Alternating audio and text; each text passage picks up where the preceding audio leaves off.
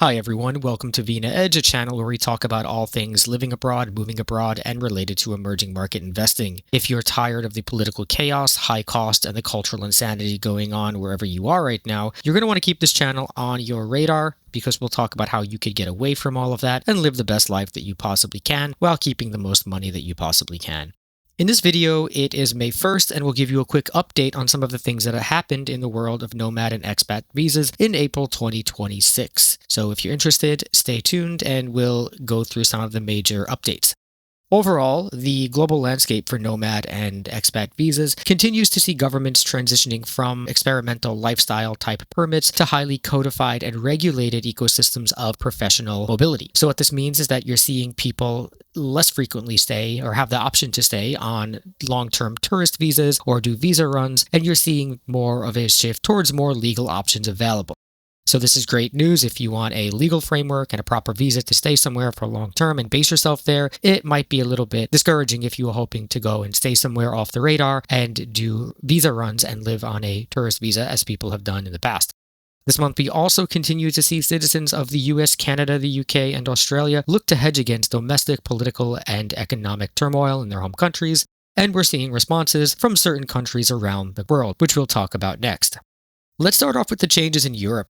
Europe has long remained a high-value relocation destination, and it's been a much-desired spot for a lot of people. However, what we saw in April is a bit of the cooling of some of the open-door policies that were characteristic of the post-pandemic era. And in particular, we've seen a shift towards quality over quantity, with Southern European countries, Italy and Spain in particular, targeting high-earning remote professionals through wage-linked increases and stricter presence requirements.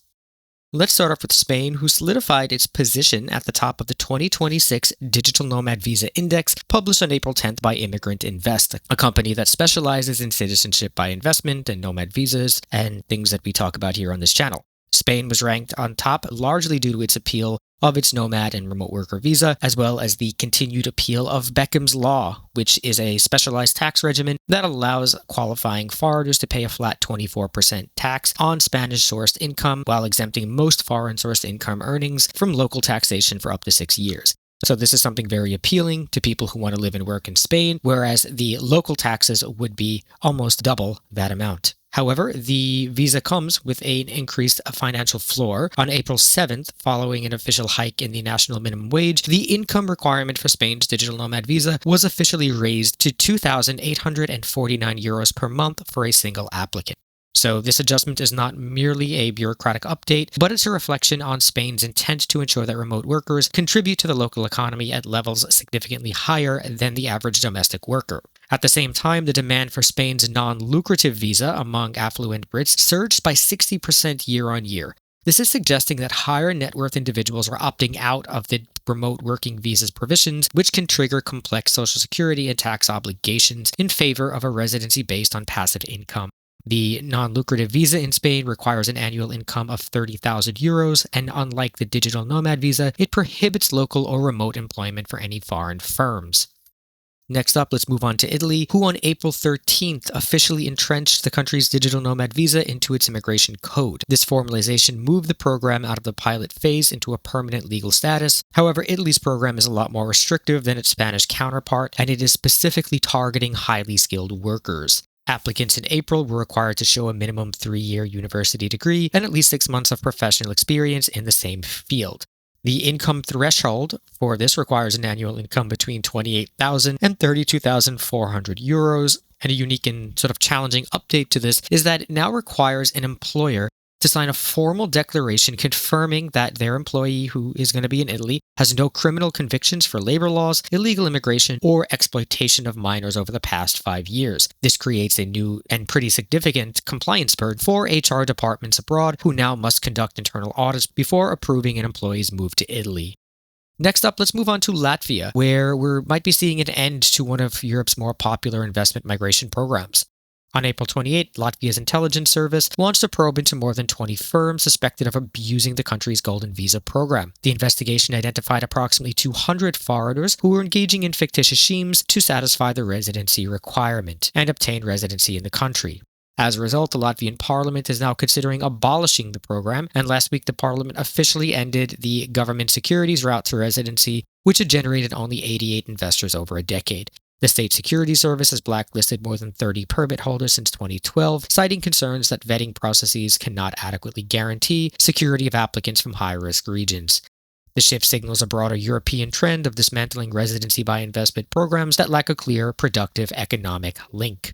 Now we'll move on to Latin America, where Latin American jurisdictions in April capitalized on the bureaucratic friction in Europe by offering some of the world's more flexible and rapid residency pathways. The region is increasingly viewed as a viable plan B for professionals seeking territorial tax regimes and lower physical stay requirements.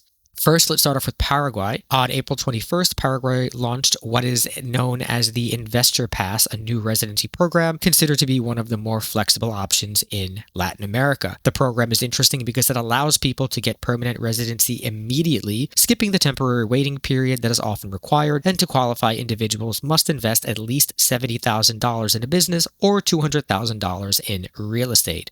A helpful update from late April also clarified that property investors only need to pay 30% of the cost, which is about $60,000 upfront, provided they commit to paying the rest later. The government has also committed to processing the initial investment paperwork in just 5 business days, and once residency is granted, you only need to visit Paraguay once every 3 years to keep it active, making it an ideal backup plan for those who want legal residence without relocating permanently. Next, we have El Salvador, which has continued its push to attract digital talent and capital. A recent government decree reduced the physical presence requirements for temporary residents from 9 months per year to just 90 days. This seems to be designed to prevent the cancellation of residency for individuals who travel for work or business. The decree also codified denaturalization grounds, establishing that naturalized citizens will lose their nationality if they reside for more than 2 consecutive years in their country of origin or remain outside El Salvador for more than 5 years without authorization. Additionally, the reform facilitates the acquisition of Salvadorian nationality from minor children born abroad to naturalized parents, and these updates are positioning El Salvador as a light-touch jurisdiction for high-mobility professionals, similar to the strategy deployed by the UAE. Next up, we have Brazil, who, despite years of anticipation, a standalone digital nomad visa still remains stalled in Congress. Legal briefings from April confirmed that remote workers must still rely on the existing pathways, which are visa-exempt tourist days, the VTIM 16 temporary work visa, or the VTIM 5 investment visa, which we talk about in other videos. Next up, we have Mexico, which is still a favorite among Americans and Canadians due to its proximity to home, but the cost of going to Mexico is going to be up a bit since the government's official value unit, the UMA, rose to $117.31. The proof of income needed for a residency visa jumped by 3.69%. Many consulates have also ditched the minimum wage benchmark, meaning that they are now strictly using these UMA numbers to decide if you qualify financially.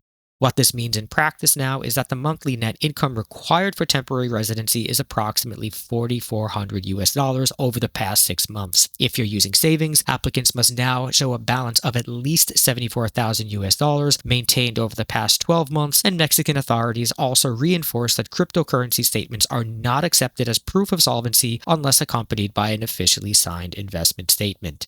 Now let's move along to Southeast Asia, where we see some interesting updates. Southeast Asia was once the global hub for unregulated digital nomad activity, but countries have now shifted towards highly formalized residency models. Let's head to Indonesia, where in April 2026, we see Bali immigration authorities taking decisive action against remote workers using the B211A social cultural visa. This visa is a single entry permit that allows stays up to 180 days in the country. Recently, though, a 100-person task force was deployed to popular areas in Bali, and in 2025, we saw 331 deportations from the island, and in April 2026, 15 businesses were raided to identify individuals working illegally on tourist status visas or incorrect visas. Thus, right now, the only safe and certain pathway to Indonesia is the E33G remote worker visa, which was launched in 2024. The requirements are fairly high, requiring an annual income of $60,000 and a bank balance of $2,000. Furthermore, a critical update from this April clarified that visa holders may be treated as tax residents from day one under new substance-based assessments, making their worldwide income subject to Indonesian progressive taxes. Moving on to Thailand, there's word that Thailand is planning on reducing the 60-day visa on arrival that a lot of foreigners get when they arrive in the country to just 30 days. This isn't necessarily affecting any proper visas that people use to live in Thailand, but a lot of people do come to Thailand on these visas and stay there and do visa runs. However, many people have been abusing the system and the government is aware of it, so this crackdown has been pending for some time. It seems like the government is planning to reduce the number of days that tourists get on arrival to Thailand from 60 to 30. Moreover, Thai immigration officials are going to continue cracking down on abuses of the system, so if you do plan to go to Thailand and stay the full duration of your 60-day visa, you want to be sure to have an onward travel ticket, an explanation about what you'll be doing in the country, and proof of funds to support yourself if requested. Also relevant Thailand news, the country is planning on introducing a 300 baht arrival fee for air travelers arriving in the country, which is about $9 US, 8 euros, or 7 quid. How this will be collected is not clear, but it's something you want to be aware of if you are expecting to arrive in Thailand anytime soon.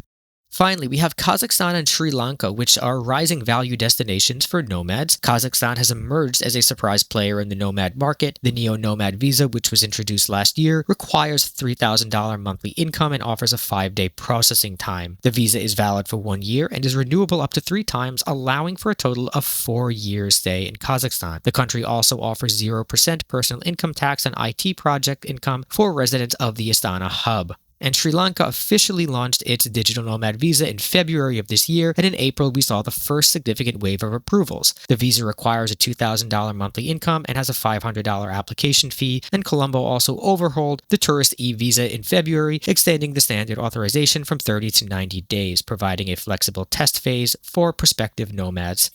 Next up, we move to some more mature markets with some news here.